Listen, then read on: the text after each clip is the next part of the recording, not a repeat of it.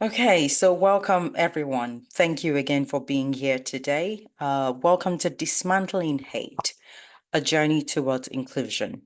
My name is Ruth Majid Ramirez, and it is an honor to gather with all of you as we commemorate the International Human Rights Day. On behalf of the Inclusion Project, all of our team and kith and kin, as we like to say, I'd like to thank you for taking the time to be part of this critical conversation. Now, this event is not just a reflection on the challenges we face, but a call to action. And you see, as the conversation builds today, as we have a number of our speakers come forward, the focus on action is something that would be reinforced throughout the course of the conversation. It's a space where ideas meet action to build a more inclusive and equitable society. As the Inclusion Project, we find our home on the ancestral and unceded territories of the Lekwungen-speaking peoples of the Songhees and Esquimalt nations, otherwise known as Victoria on Vancouver Island. Our work, our relationships, our kinships take us across the vast land of the nation we call Canada.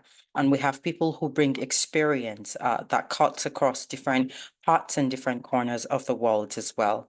We're giving space to honor those experiences, and some of those experiences you'll be hearing from today. Today's event is rooted in a shared purpose to address the pressing realities of hate and discrimination while fostering mutual understanding amongst Canada's diverse communities. Hate crimes and incidents of discrimination continue to rise at alarming rates. Police reported hate crimes in Canada increased by 7% from 2021 to 2022, building on a staggering 72% rise between 2019 and 2021. These crimes have disproportionately targeted Black, Muslim, and Jewish communities, amongst others, leaving profound psychological and societal impact. Indigenous communities have experienced a shocking 165% increase in hate crimes between 2019 and 2021. Once again, that number is 165%. These numbers are not just statistics. They represent lived experiences and underscore the urgent call for collective action. I'm excited about our keynote speaker today, who will be helping us understand how these numbers are beyond metrics and data, but they are real identities and people whose lives have been markedly impacted by experiences of racism, hate, and discrimination in our communities. This year, our gathering carries an added significance as we mark the conclusion of the United Nations International Decade for People of African Descent. Over the past 10 years, this global initiative has worked toward three pivotal pillars: recognition, justice, and development. It has served as a rallying cry to dismantle systemic barriers, combat racism, and celebrate the invaluable contributions of people of African descent. In Canada, this decade has coincided with heightened awareness and concrete action against anti-Black racism, with particular focus on improving Black representation in leadership, addressing systemic discrimination, and fostering equitable opportunities. The Inclusion Project is proud to host this virtual gathering, which is designed to be a platform for learning, connection, and empowerment. Together, we will shine a light on the realities of hate and discrimination, centering the voices and experiences of Indigenous, Black, and other racialized groups in Canada. Explore actionable pathways to creating equitable and inclusive communities through education, storytelling, and dialogue. As well, we will reflect on the progress and challenges of the International Decade for People of African Descent while envisioning the road ahead. Throughout today, you will hear from thought leaders, advocates, and community voices. From the keynote address by Celeste Haldane, who I will be introducing very shortly, BC Treaty Chief Commissioner, to an aspiring panel discussion featuring experts and leaders. Today's event is designed to equip you with the tools and inspiration to champion inclusion in your own spheres of influence. So whether you're joining us live today or you're going to be watching this later on, as we know that many of many people will be catching up on this. We hope that you'll go on this journey with us and that it's not just a one-sided affair, but one where we together co-creatively, collaboratively go on a journey that brings us closer to where we need to be as individuals and as a society. With that, I am now going to go ahead to welcome and introduce our keynote speaker for today. As I mentioned, her name is Celeste Haldane, BC Treaty Chief Commissioner. Now, I'll read a very short bio, understanding, of course, that bios don't quite do justice because, like any number of us, sometimes we do our bios and we walk away from it, and it takes a decade before we go back to revisit it. So, knowing Celeste, I know that this does not really fully capture the breadth of the work, and some of which we will be hearing about today. Celeste is serving her third term as Chief Commissioner and was first appointed in April 2017. Celeste is Musquam, Koselish, and Metlakatla Shimshian, please forgive me, from the Sparrow and Haldane families and has European ancestry. She's a practicing lawyer and was appointed King's Counsel in 2019. Drawing from over 25 years of experience, her specializations are in Indigenous law and corporate governance, and she previously practiced criminal defense and civil litigation. Celeste is an active member of both the Indigenous Bar Association and the Canadian Bar Association, and currently serves on the CBA Indigenous Advisory Group. Celeste, it's such an honor to have you here with us today. I'm excited for what journey we get to go on together. And with that, I'm going to pass the mic right over to you. Esquire, good day. Thank you so much for including me on your journey today.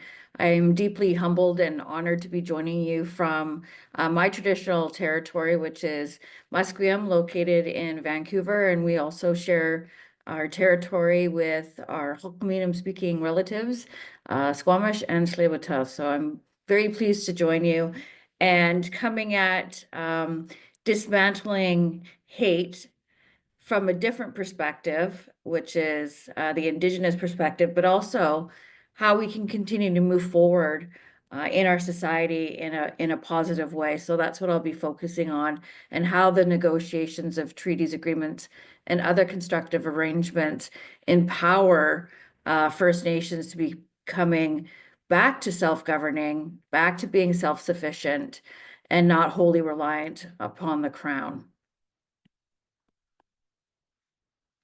So just a quick roll-in update on the mandate of the Treaty Commission. We advocate for and facilitate the recognition of First Nations rights, as well as title, as well as the implementation of the United Nations Declaration on the Rights of Indigenous Peoples. So I also want to acknowledge a very important date today that we are gathering on International Human Rights Day, as well as wanting to commemorate the fact that, this has been a long journey for a number of nations that have been negotiating in our process over 30 years. And we've recently had 3 signings that I'll talk about later, but I just want to acknowledge and recognize the leadership and the steadfast leadership that has maintained their vision of self-determination and self-governance in a way that they see fit for their communities, and continue to push forward, even though we have discriminatory policies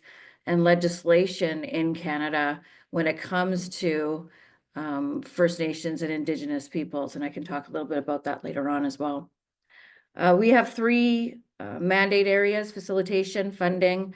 And the reason why I mentioned funding is because that's a integral and fundamental role of the Treaty Commission to ensure that we are adequately resourcing First Nations who are engaged in treaty negotiations process.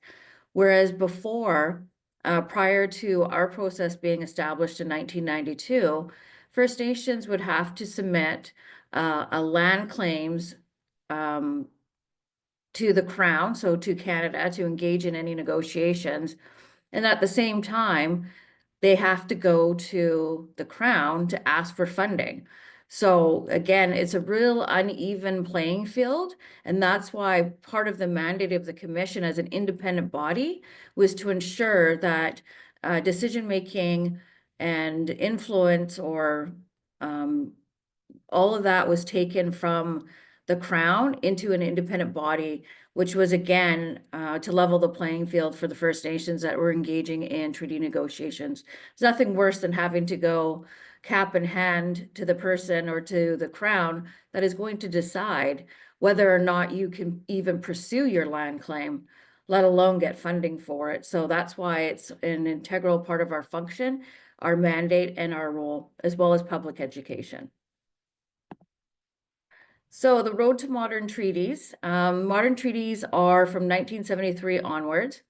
I want to talk about one of the first cases in British Columbia that actually brought about a number of changes when it came to First Nations rights and title in British Columbia in particular. So Frank Calder, in the Calder case, brought forward the Niska Nation, who has been fighting for recognition of their rights, going to the Privy Council back in the late 1800s, early 1900s, wanting to, again, have the Crown recognize and acknowledge that Indigenous peoples were here first prior to colonization, prior to Confederation, and that they have inherent rights when it comes to their lands and their resources, that they weren't extinguished. They weren't diminished by when the Crown staked its flag, for lack of better words. And in the case, there was acknowledgement that title did exist. However, the court split. So you had 3 and 3 and 1 who abstained from the judgment. But what that allowed for was to demonstrate to the Crown, Canada and British Columbia, that though they thought that once in 1867, when we hit Confederation, when the Crown staked its flag, that any existing treaty rights or Indigenous rights or Aboriginal rights, as it's often referred to in the Constitution, were extinguished. Well, that's not the case. And then given the fact that British Columbia is quite unique when it comes to our treaty relationships, they sort of, they stopped in the, the Rockies kind of cut them off as part of it. But for those that may not be aware, there are 1854, so pre-Confederation Douglas treaties located on Vancouver Island. And then you have the Treaty 8 adhesion in 1899. And then treaty making stopped in British Columbia for several reasons. Partly Hudson Bay Company went broke. And again, they just assumed once the reservation system was implemented by the federal Crown, that out of sight, out of mind, didn't need to deal with it. Well, that's not what happens in Calder. And so this reignites the discussions that must happen between First Nations in British Columbia and the Crowns, recognizing that Crown title is not perfected. So another case that I'll talk about is actually one of my my late family members, Bud Sparrow.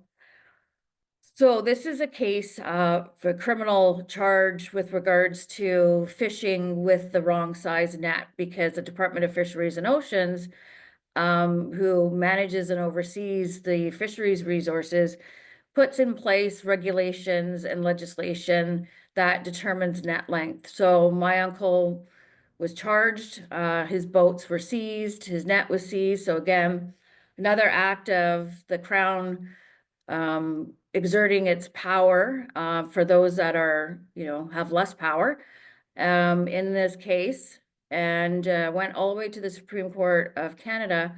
And that's where, again, the courts reinforced the fact that we existed prior to Confederation. We were here before, that we do have title, we do have Aboriginal rights, and in particular, an Aboriginal right to fish and for our livelihood. And again, this sort of encapsulates what is found in the United Nations Declaration on the Rights of Indigenous Peoples, which are the minimum standards that we should be looking to reflect in our society. But again, recognizing the power of the Crown and what the power of the Crown can do, you end up in a criminal case like this. Eventually, he won. But again, taking a case to the Supreme Court of Canada isn't necessarily it's cost prohibitive to most people, especially individuals. But anyways, it was a landmark decision, again, reinforcing that negotiations are the best way forward to ensure that, Crown and Indigenous relations are worked out in a meaningful way for First Nations. So the Delgamuukw decision that came down, again, where you have Gitxsan and Wet'suwet'en, who are, prove that they have that Aboriginal title exists. It wasn't extinguished, that there's an inescapable economic component to our title and to our lands and to our resources. And this is, again, another significant case in British Columbia that, again, reinforces the fact that our title and rights were not extinguished when Confederation was completed, that Crown's title is not perfected. And again, another impetus for negotiations to continue to happen. So that's part of the legal landscape and why these cases are so really important for a variety of reasons. But again, it's back to ensuring that Canada becomes more inclusive through negotiations. Just wanted to share sort of the backdrop to how the BC Treaty negotiations process started. So recognizing the cases that are coming out of British Columbia, you had a number of leaders in British Columbia with Canada and BC recognizing that clearly there has to be a negotiations process created and established. And the task force report outlines how the negotiations process was going to begin. It's our blueprint for negotiations, but again, it's around creating a call for an open, fair, and voluntary process, resulting in negotiations of treaties that serve as a blueprint for a new relationship. So again, it's about resetting the relationship that has been disrupted through colonization and racist and discriminatory legislation, such as the Indian Act, as well as some of the discrimination within the Indian Act against women, which I can also share a little bit about that. But this was to reset the relationship, and that's the point of the negotiations of treaties, agreements, and other constructive arrangements, is to share sovereignty, to share in the fact that we do have rights, we do have title to our territories, although the courts haven't recognized it everywhere, but we do have a case of Tsilhqot'in who had title recognized, the first in Canada, first in British Columbia. But it's about resetting the relationship in a respectful and meaningful way for all parties, and also acknowledging the harms of the past. That's another big element around negotiations, recognizing that there were harms that were done, and that this is about resetting that relationship in a good way. So we have 8 modern treaties in British Columbia, and Niska Nation was negotiated prior to ours. But these are just, so Tsawwassen was the first urban, and then you have Huu-ay-aht, Kayukit-Chuckleset, Tokwat, Uk-Chuckleset, and Ukulithat that negotiated collectively under the Monmouth treaties. They're all implementing their treaties on Vancouver Island. And then Tla'amin Nation was in 2016. So they're all implementing their treaties, and they actually have a coalition that they come together and come together on issues in common. So there's strength in numbers and strength power. This is just a snapshot of where we're at. So again, moving into what is included in modern treaty is self-government. I think that is one of the biggest elements of modern treaty, and include, creating that nation to nation relationship. is self-government. What that means is getting out from the Indian Act. And I'm not sure if everyone's fully familiar with what the Indian Act is, but it's a patriarchal legislation that was developed as part of our Constitution under Section 9124. So lands reserved for Indians and Indians. That would be under the Indian Act. The Indian Act governs our day-to-day lives for those that are registered status Indians. There's not a lot of freedom that you get while under the Indian Act. And I say that because throughout from 1867 and well until today, because the Indian Act still exists, they restricted movement and trade and relationships and communities and destroyed our communities and our relationships through legislation. We were moved off our traditional territories and put in reserves, so reservations. At times, there was a potlatch ban, so you couldn't gather.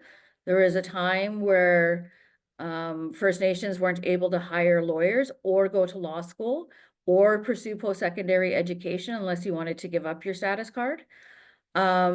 Women were doubly discriminated against. If you married someone that was not from your community, you were automatically removed from your community, your people, your family to that person's reservation and put on their ban list.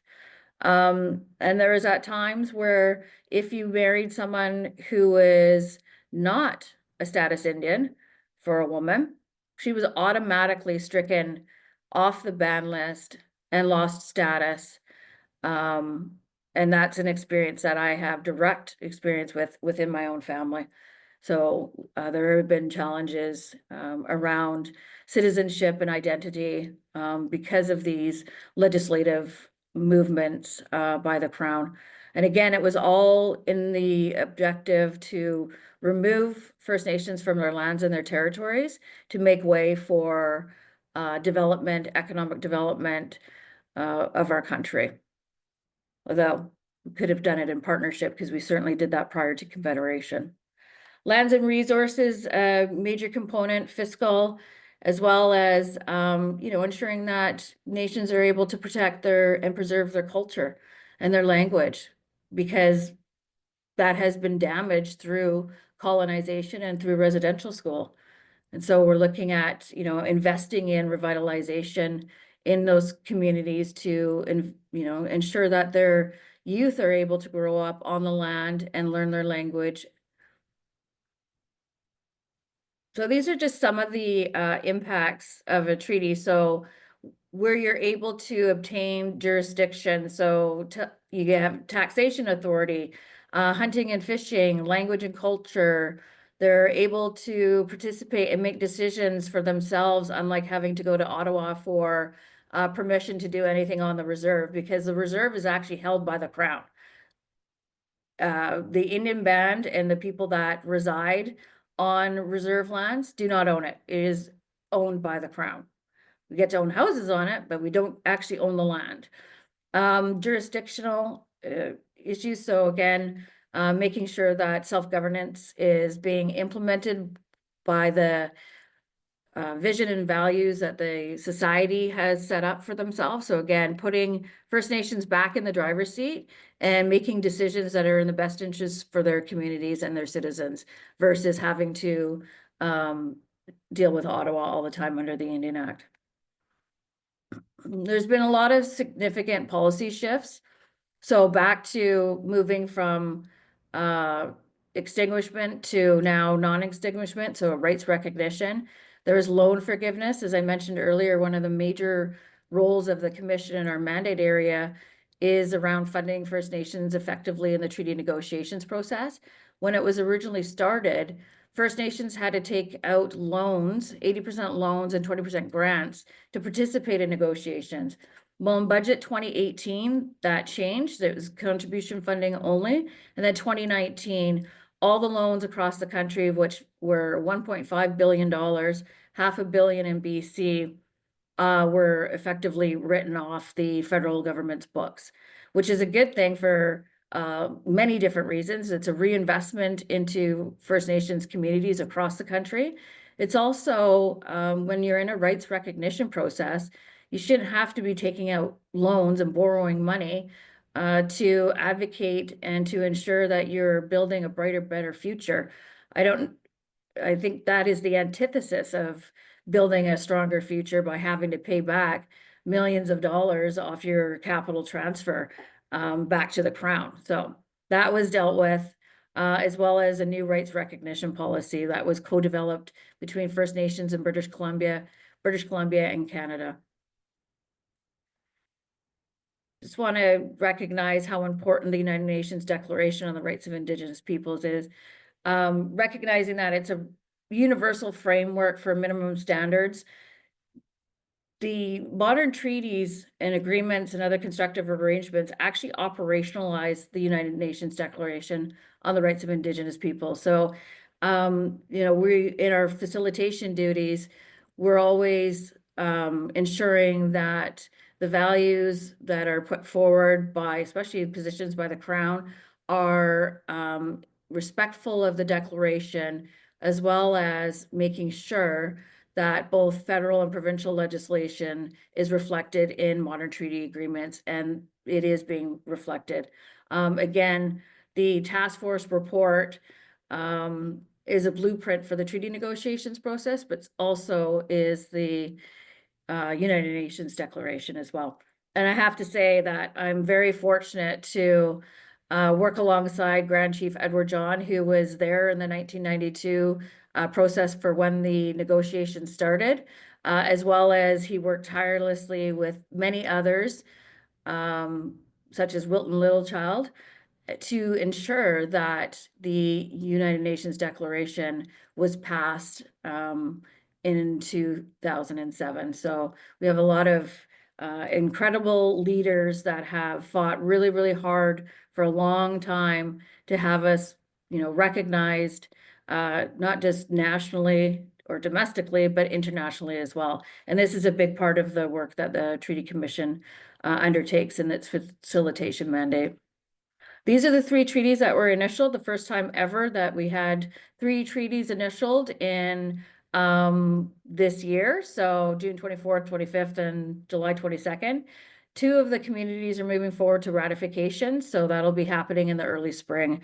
Again, all the policy initiatives, as well as the UN declaration legislation, is encapsulated in these modern treaties, which is a living arrangement, a living agreement. They're evergreen, so they're not full and final, that there is a renewal process for some reason. New rights are discovered, whether it's through court or otherwise. There is a process for them to sit down, for them, Canada, BC, the First Nations, or modern treaty nations, to sit down and have a discussion and a negotiation as to how they're going to include that new right in their existing treaties. And then there's some recent milestones that we've had. So the Haida Nation, who is again pursuing their title recognition by agreement and by legislation. Another incredible nation who has gone to the Supreme Court of Canada as well. And they're pushing forward with their vision of self-determination and have both provincial and federal legislation. Liaxin has been able to resolve an incremental treaty agreement with the Crown, as well as Nanaimo, who are looking to continue to build on their land reconciliation agreement and land transfer agreement. So a lot of different things happening within the negotiations. Again, it's about economic self-sufficiency. It's around getting out from the Indian Act, which is, as I've mentioned several times, very discriminatory legislation that we have that's still in existence today, that controls most of our lives, even after death. The Indian Act actually applies. And so the future is looking at, implementing the UN Declaration through treaties, agreements, and other constructive arrangements, getting out from patriarchal legislation, as well as discriminatory legislation, and making, part of what we will be doing is, again, supporting those tables get to their, I guess it's not really the end of their negotiations, it's the start of their new negotiations and their lives as being self-determining and self-governing, and moving forward in a good way, in a positive way in Canada. And so that's what I have to offer.